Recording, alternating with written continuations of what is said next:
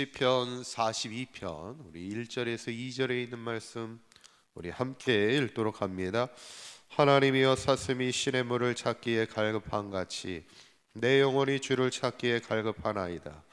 내 영혼이 하나님 곧 살아계시는 하나님을 갈망하나니 내가 어느 때에 나아가서 하나님의 얼굴을 배울까.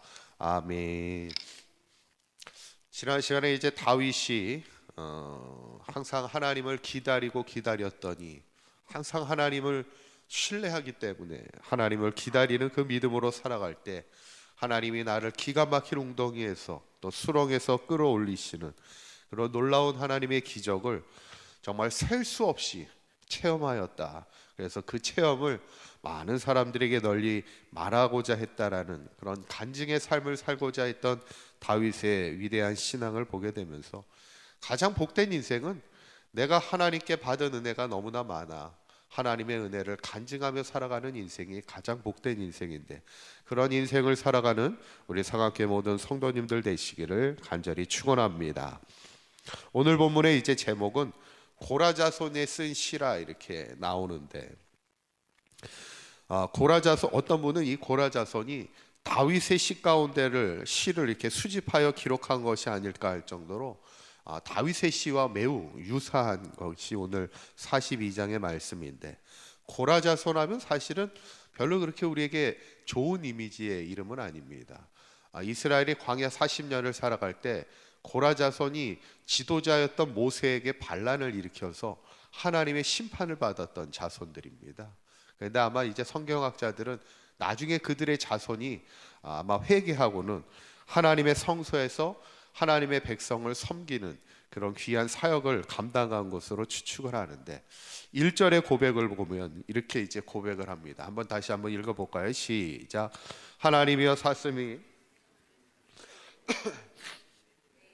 주를 찾기에 갈급하나이다. 아멘. 이 갈급이라는 것, 그만큼 우리에게 절실함을 얘기하고 있는 겁니다. 특히 사슴을, 왜 굳이 사슴의 동물을 얘기했을까?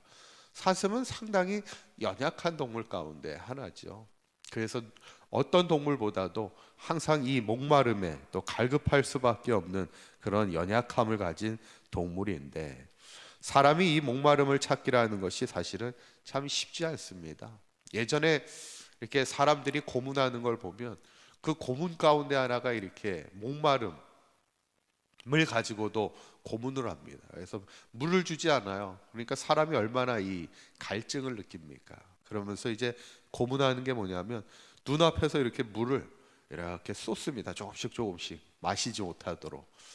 목은 마른데 물이 막 이렇게 자기 눈앞에서 이렇게 쏟아지는 걸 보면요, 더 참기가 힘들죠. 어쩌면 사슴이 시냇물을 갈급하듯이 우리의 영혼이 하나님을 늘 갈망한다는 건데, 그 이유는 하나예요.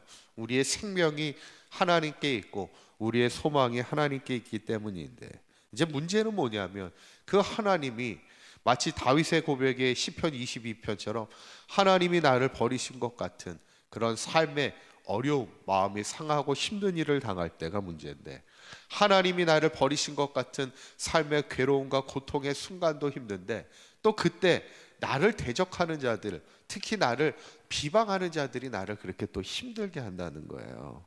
그게 3절에 있는 말씀인데 한번 읽어볼까요? 시작. 사람들이 종일 내게 하는 말이 내 하나님이 어디 있느냐 하오니 내 눈물이 주야로 내 음식이 되었도다. 그래요. 내 눈물이 주야로 내 음식이 되었도다. 원어적인 그대로 얘기하면 내 눈물이 내 빵이 되었다는 얘기예요. 빵이라는 것은 우리가 매일 먹는 양식이죠. 얼마나 많은 눈물을 흘렸으면 그것이 내 양식이 되었고 내 빵이 되었다 고백할까. 특히 우리가 사람이 제일 힘들 때가 내 스스로가 힘들고 괴로운 일을 당할 때도 힘들지만, 누군가 나를 이렇게 자꾸 비방하고 나를 향해서 네가 믿는 하나님은 대체 누구시길래 어디 계시냐, 너가 욥도 그런 괴로움을 당했잖아요. 너가 잘못해서 네가 그런 괴로움을 당하는 거야. 막 그런 비방에 참 욥이 괴로워했죠.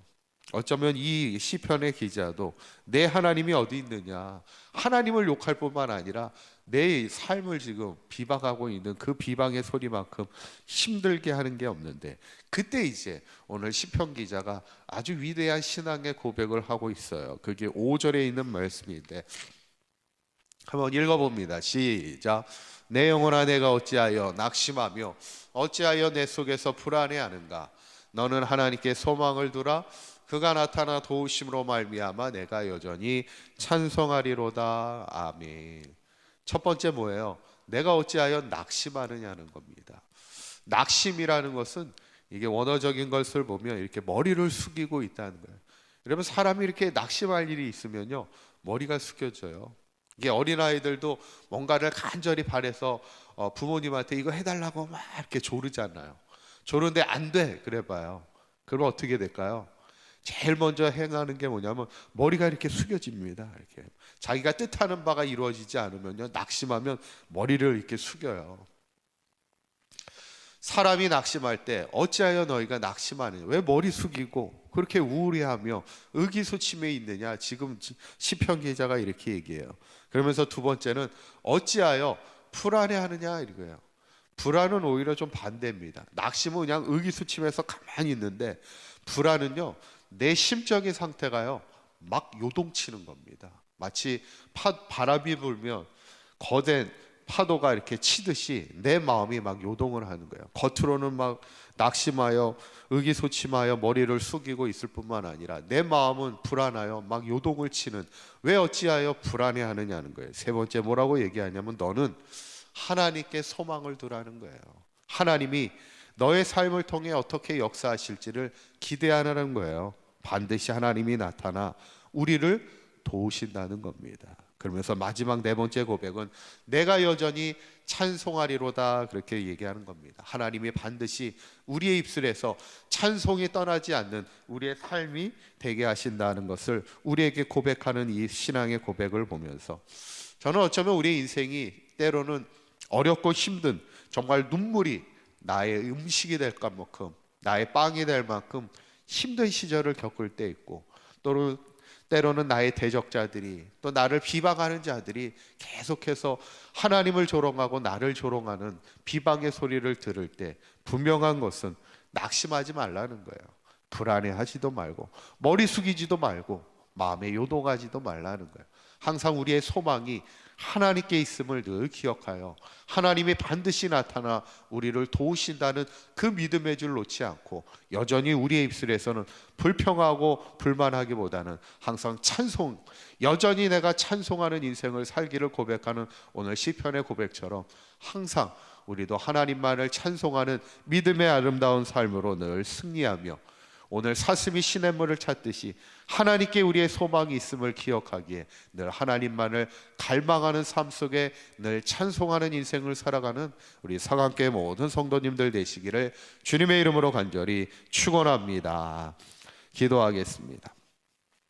고맙고 감사하신 하나님, 오늘도 주의 말씀 앞에 서게 하신 하나님, 우리 인생을 살 때 때로는 낙심과 절망의 상황 속에서도 낙심하지 않게 하시고 불안해하지 않게 하여 주시고 믿음의 줄을 놓지 않으며 하나님이 반드시 나타나 우리를 도우심을 믿으며 하나님께 소망을 두는 인생, 하나님을 갈망하는 인생이 되게 하여 주시어서 우리의 입술에서 찬송이 떠나지 않는, 감사가 떠나지 않는 믿음의 아름다운 삶을 살아가는 우리 사강교회 모든 성도들의 삶이 되도록 인도하여 주시옵소서. 오늘도 하나님 앞에 찬송하는 귀하고 복된 하루가 되게 하시고 우리에게 주신 감사가 무엇인지를 감사를 고백하는 아름다운 삶을 살아가는 주님과 동행하는 복된 하루가 되게 하여 주시옵소서. 우리 주 예수 그리스도의 이름으로 기도하옵나이다. 아멘.